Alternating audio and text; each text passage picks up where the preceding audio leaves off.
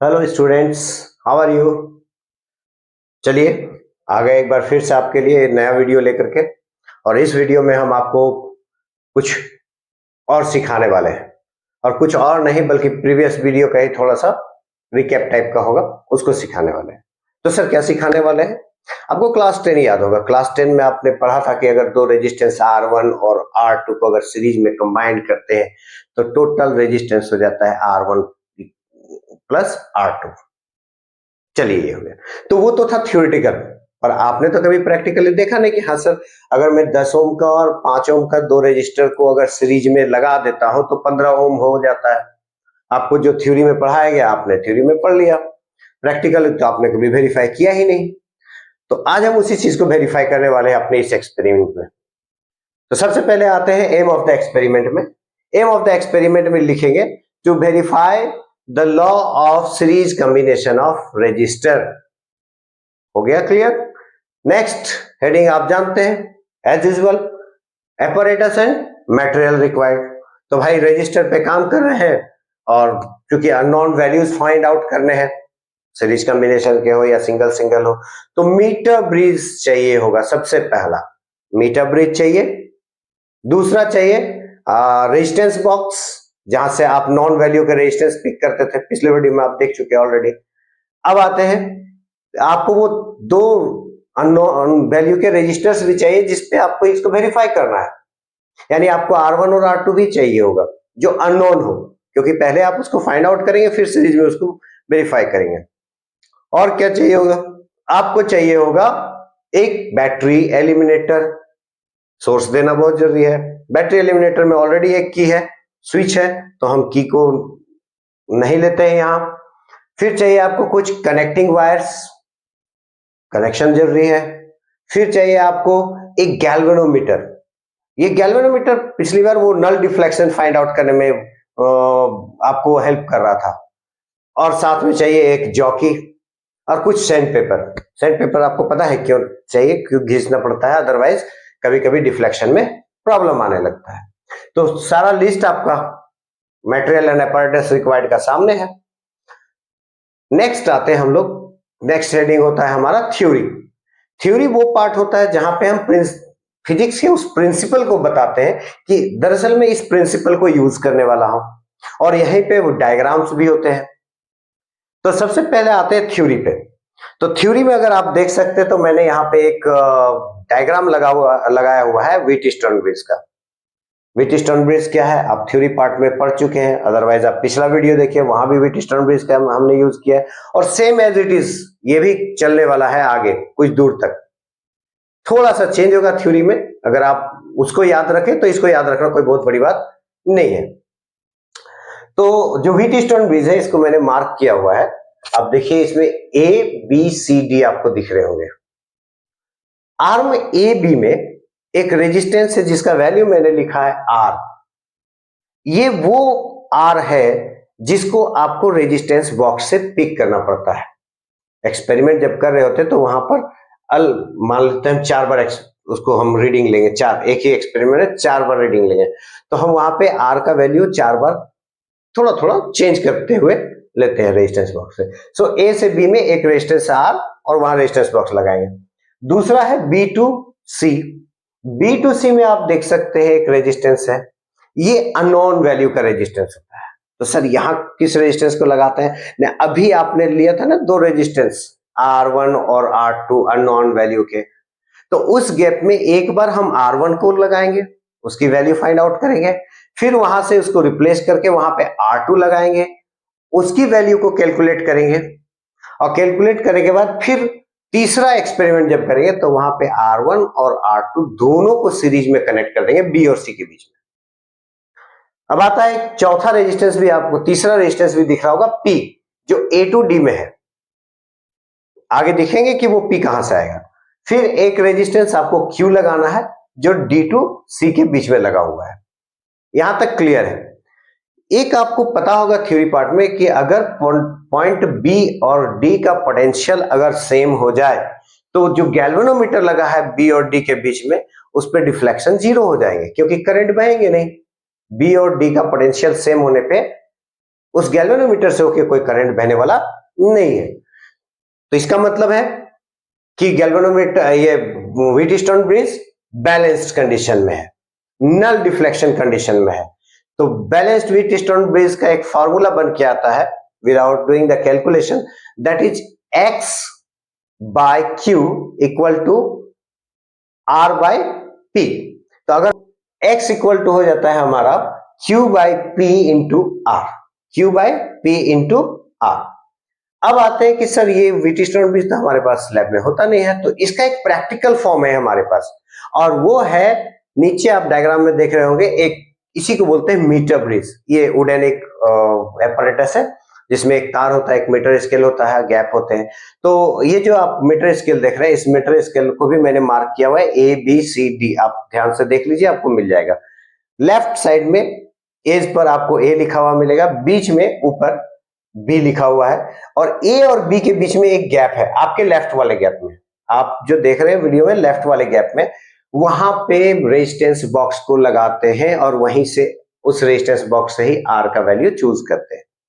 Right side जो Wheatstone bridge का जो गैप है, इस जगह पे अननोन वैल्यू का रेजिस्टेंस को लगाते हैं। पहले इस x को हम लोग R1, x के जगह पे R1 को पुट करते हैं, फिर एक्सपेरिमेंट को कैरी करते हैं, R1 का वैल्यू निकालते हैं, फिर उस x को R2 से रिप्लेस करते हैं, मतलब x2 ही R2 बन जाता है, तो R2 को देते हैं, फिर R2 का वैल्यू कैलकुलेट करते हैं, और फिर उसी गैप में जो है हम लोग दोनों रजिस्टर को सीरीज में कनेक्ट करते हैं।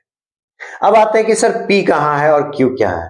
तो आप देखिए व्हीटस्टोन ब्रिज का सॉरी जो गैल्वेनोमीटर है उससे जो जॉकी आया है, वो एक तार है नीचे A टू C के बीच में एक तार है, उस पे स्लाइड करके किसी पॉइंट पे है जहां पे गैल्वेनोमीटर नल डिफ्लेक्शन शो करता है। तो जिस पॉइंट पे गैल्वेनोमीटर नल डिफ्लेक्शन शो कर रहा है, यानी वो पॉइंट D, तो A टू D की जो लेंथ है और वो जो वायर है, A टू D की जो वायर है, वही रेजिस्टेंस की तरह वहां पे बिहेव करने वाला है, और D टू C के बीच जो वायर है वो भी। तो अगर मान लेते हैं मेरा एंड A से बैलेंस पॉइंट D का पूरा लेंथ है L, तो resistance P is directly proportional to L, और resistance Q then 100 minus L, क्योंकि पूरा तार 1 मीटर लंबाई की है, तो D टू C की जो लेंथ बच जाती है वो 100 माइनस L होता है। तो Q is proportional to 100 minus L, यानी हम रेजिस्टेंस P के जगह L को यूज करने वाले हैं और रेजिस्टेंस Q के जगह पे 100 माइनस L को। तो इस तरह से मेरे पास जो रेजिस्टेंस X कैलकुलेट करने के लिए जो वैल्यू आता है, या X का जो फॉर्मूला आता है, वो X इक्वल टू हो जाता है, आप देख सकते हैं 100 minus L divided by L and whole multiplied with the resistance R। ये तो हो गया एक पार्ट। अब इसी में एक दूसरा पार्ट भी है कि उस X में एक बार वो R1 आ रहा था, फिर एक बार R2 आया, और फिर एक बार R1 प्लस R2 आया। तो नेक्स्ट पार्ट है कि हम अगर थ्योरेटिकली देखें तो R is equal to R1 plus R2, वहां पे एक थ्योरेटिकल पार्ट थोड़ा सा ऐड हो जाएगा। तो इसके बाद आता है हमारा प्रोसीड्योर। तो प्रोसीड्योर को एक्सप्लेन करना बहुत ज्यादा समय भी लग जाएगा, वीडियो पर लंबे हो जाएगा, तो मैं उसको शॉर्ट करता हूं, और प्रोसीड्योर मैं आपको दिखा रहा हूं यहाँ पे। ये है सारा प्रोसीड्योर, आप इसको पढ़ सकते हैं, या पिछला अगर प्रोसीड्योर आपको याद होगा तो दैट इज सेम। ठीक है, तो मुझे लगता है कि यहां तक आप समझ गए। अब हम लोग आते हैं कि सर एक्सपेरिमेंट को करते हैं कैसे। तो चलिए मैं एक्सपेरिमेंटल सेटअप लगाना सिखाता हूं, और उस एक्सपेरिमेंटल सेटअप से फिर कैसे हम लोग R1 को, फिर R2 को, फिर R1 प्लस R2 को इस तरह से लेकर के सारा रीडिंग देते हैं। रीडिंग जब कंप्लीट हो जाएगा तो फिर हमारा क्या बचता है, वो रीडिंग को टेबलाइज करना। टेबलाइज। ओके स्टूडेंट्स, तो सबसे पहले हम लोग जो एक्सपेरिमेंट कर रहे हैं उसमें हम सीरीज कम्बिनेशन को वेरीफाई करने वाले हैं। तो सीरीज कम्बिनेशन का जो लॉ है, जो रूल है, उसको हम लोग वेरीफाई करने वाले हैं। तो उसमें हम दो रेजिस्टेंस का इसको वेरिफिकेशन करने वाले हैं, दो रेजिस्टेंस पर। तो सबसे पहले एक R1 है, एक R2 है, फिर हम R1 प्लस R2 है, ये दोनों प्रूफ करेंगे कि ये एक्सपेरिमेंटली वेरीफाइड है। तो सबसे पहले आपने प्रीवियस जो एक्सपेरिमेंट देखा था जिसमें अननोन रेजिस्टेंस फाइंड आउट किए थे, उसी तरीके से हम R1 निकालेंगे एक बार, जो कॉलम्स यूज़ किए थे वहाँ पे टेबल में, वही कॉलम्स यहाँ यूज़ करने वाले हैं। फिर R2 कैलकुलेट करेंगे सिमिलर वे में 2-3 ऑब्जर्वेशन लेके। फिर 2 रेजिस्टेंस को सीरीज में कनेक्ट करेंगे और फिर उसका एक टेबल बना करके फिर वहाँ R1 प्लस R2 निकालेंगे। फिर हम इसका थ्योरेटिकल वैल्यू को प्रैक्टिकल वैल्यू से कंपेयर करें कि हाँ वो सही में उतना ही आता है या नहीं आता है। तो चलिए सबसे पहले R1 को कनेक्ट करते हैं सर्किट में। सर्किट का कनेक्शन आपको मैंने पहले भी बताया हुआ है, लेकिन फिर एक बार बता देता हूँ कि सपोज दैट मेरे पास एक रेजिस्टेंस है, दिस इज द R1, और ये R1 मेरा यहाँ पे X अननोन रेजिस्टेंस हो जाएगा। तो इस अननोन रेजिस्टेंस को मैं फिक्स करने वाला हूँ। आपको पता है कि जो R है वो नॉन रेजिस्टेंस और एक रेजिस्टेंस बॉक्स से लिया जाता है। तो मैं सबसे पहले इस मीटर ब्रिज में आपको दिखाता हूँ कि जो पॉइंट A है और पॉइंट B है, इन दोनों के एक गैप में R1 को कनेक्ट करने वाला हूँ, जो कि एक रेजिस्टेंस बॉक्स से आता है। अभी मैं रेजिस्टेंस बॉक्स में कोई नहीं रेजिस्टेंस लेता हूँ, 0 रेजिस्टेंस करता हूँ, 1, चलिए ठीक है 0 है। दूसरा जो B और C गैप है, यानी B और C के गैप में यहाँ X अननोन रेजिस्टेंस को फाइंड आउट करने वाला हूँ। ये मेरा R1 है, मैं पहले इसे कैलकुलेट करने वाला हूँ। उसके बाद C से A के बीच में ये बैटरी कनेक्टेड है, प्रीवियसली आप देख चुके हैं एज इट इज। और पॉइंट B से एक गैल्वेनोमीटर कनेक्टेड है। So this is the galvanometer जो कि मैंने पॉइंट B से कनेक्ट कर रखा है, और ये जहां पर नल डिफ्लेक्शन देगा वो पॉइंट D हो जाएगा। P के लिए इधर का लेंथ यूज करेंगे जो कि L होता है हमारे फार्मूला में, और Q के लिए इधर वाला लेंथ यूज करेंगे जो कि 100 माइनस L होता है। तो मेजरमेंट के लिए, उस लेंथ का मेजरमेंट के लिए हमने एक स्केल भी यहाँ लगा रखा है। तो चलिए शुरू करते हैं। सबसे पहले मैंने सर्किट में R1 को कनेक्ट कर दिया। I don't know the value R1, मुझे नहीं पता इस R1 का वैल्यू। एक्सपेरिमेंट को कैरी करते हैं और सबसे पहला काम है कि हम यहाँ से एक रेजिस्टेंस निकाल देते हैं। तो मेरे पास यहाँ 10 ओम का रेजिस्टेंस मैंने निकाल रखा है, रेजिस्टेंस बॉक्स में लिखा हुआ है। अब जिस की को निकालेंगे वो उसी रेजिस्टेंस को वो वैल्यू ऐड हो जाएगा इसमें। उसके बाद स्विच को ऑन करते हैं। ऑन करने के बाद आपको क्या करना है, जॉकी में दोनों साइड पहले टच करना है। हाँ, ये दोनों साइड डिफ्लेक्शन दे रहा है, इसका मतलब है कि जो बैलेंस पॉइंट है वो इसी में कहीं अंदर ही आने वाला है, इस तार के अंदर ही आने वाला है। तो लेट स्लाइड्स द जॉकी। तो मैंने जॉकी को स्लाइड करना शुरू किया तार के ऊपर में, धीरे धीरे धीरे धीरे धीरे। तो आप देखेंगे कि ये एक बार से 0 की तरफ भागने लगेगा। तो ये आप देखिए गैल्वेनोमीटर में ये 0 डिफ्लेक्शन की तरफ जाने लगा और ये आ गया नल पॉइंट।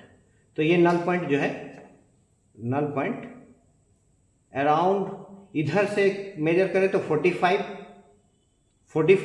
और इधर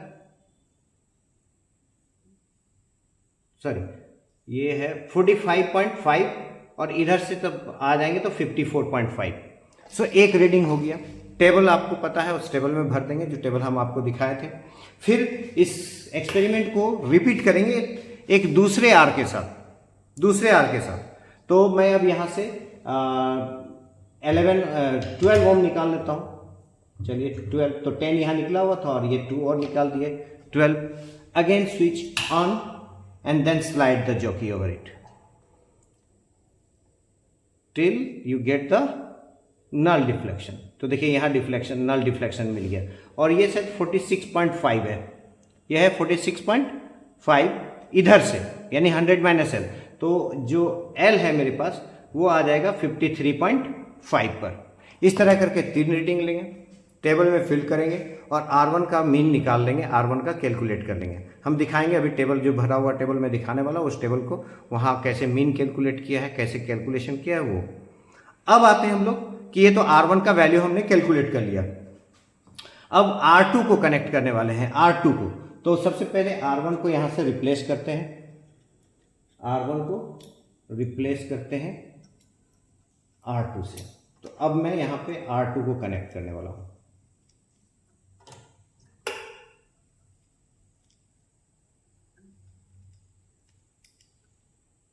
ये हो गया एक,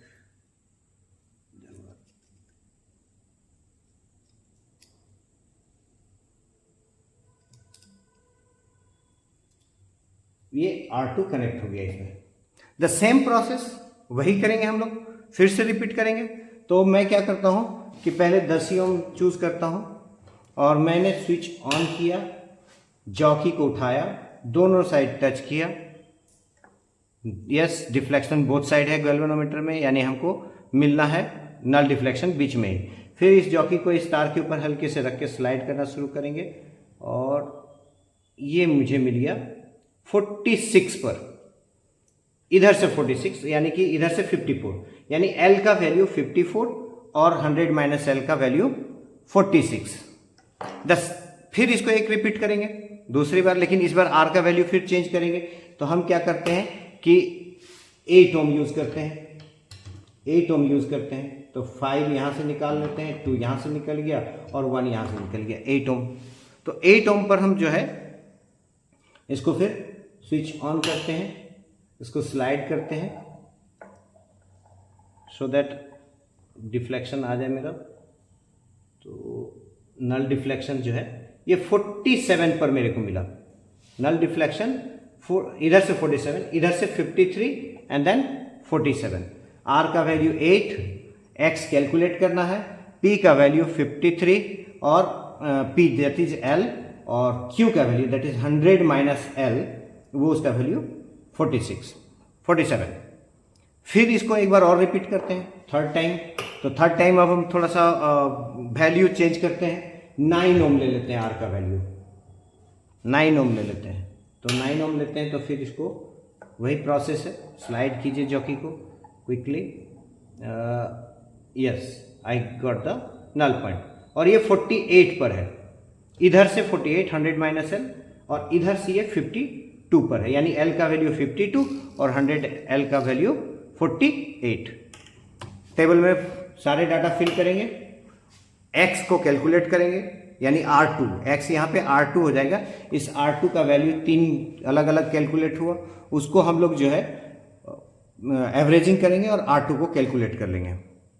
अब हम लोग आते हैं कि उसका थ्योरेटिकल वैल्यू देखते हैं कि R1 प्लस R2 कितना आ जाता है, उसको लिख लिए। अब हम लोग क्या करते हैं कि दोनों जो मेरे पास रेजिस्टेंस है इसको सीरीज में कनेक्ट करते हैं। सीरीज में कनेक्ट करते हैं तो मेरे पास एक वायर है, इस वायर को लेकर के हेल्प से दोनों रेजिस्टेंस को सीरीज में कनेक्ट करेंगे। ये अगर हम इसको थोड़ा इतना बड़ा तार रखते हैं तो थोड़ा सा इसका रेजिस्टेंस भी उसमें सीरीज में ऐड हो जाएगा। तो हम कोशिश करते हैं कि इसको थोड़ा छोटा कर देते हैं, छोटा कर देते हैं और यहाँ से ये टर्मिनल खोलिए, इसके साथ कनेक्ट कर दीजिए।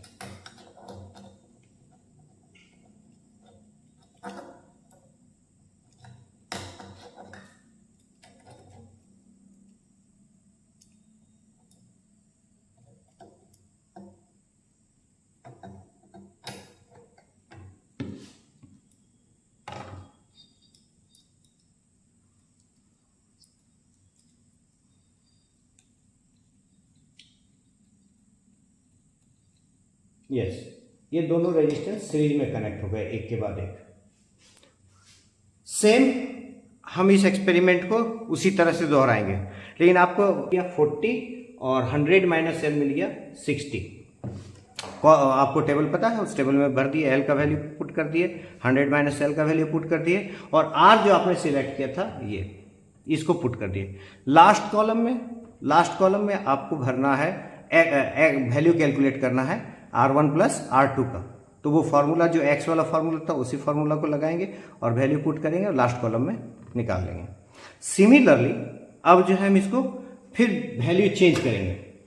मेरे ख्याल से यहाँ पे थोड़ा सा वैल्यू को हम लोग कम कर सकते हैं, 15 की जगह 14 ले लेते हैं। अब क्योंकि बैलेंस पॉइंट कुछ ज़्यादा ही इधर था तो हम बैलेंस पॉइंट को इधर लाएंगे, तो ये थोड़ा कम करते हैं, थोड़ा ज़्यादा करते हैं।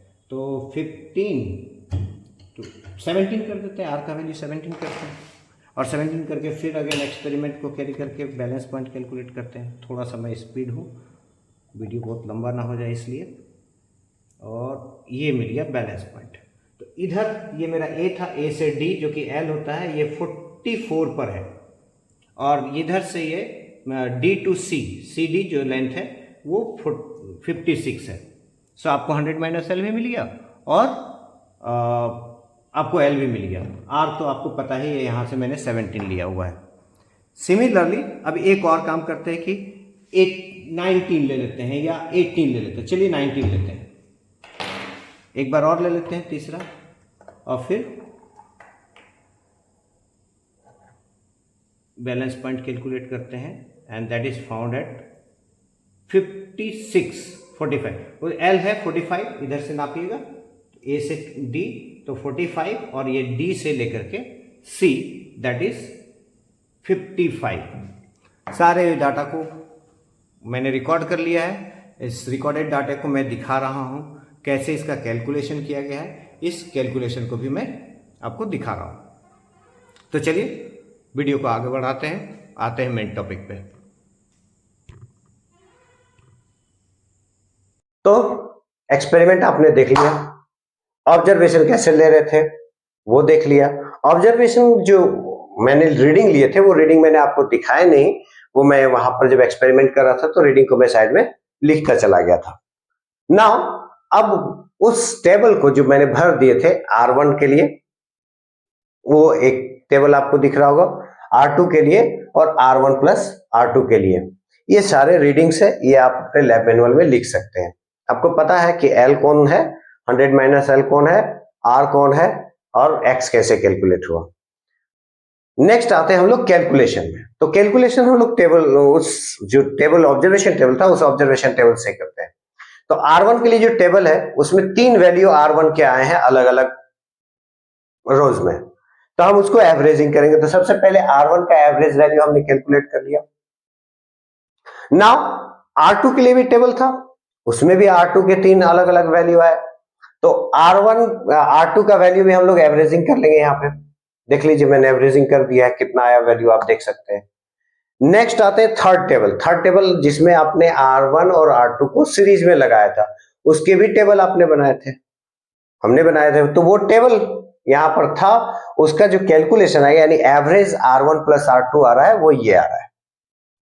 अब जरा सोच कर देखिए, अब जरा सा देखिए थियोरिटिकली अगर हम लोग देखें तो R is equal to R1 plus R2, तो theoretical value R1 plus R2 का कितना आया लिखा हुआ है, और practical value R1 plus R2 का कितना आया।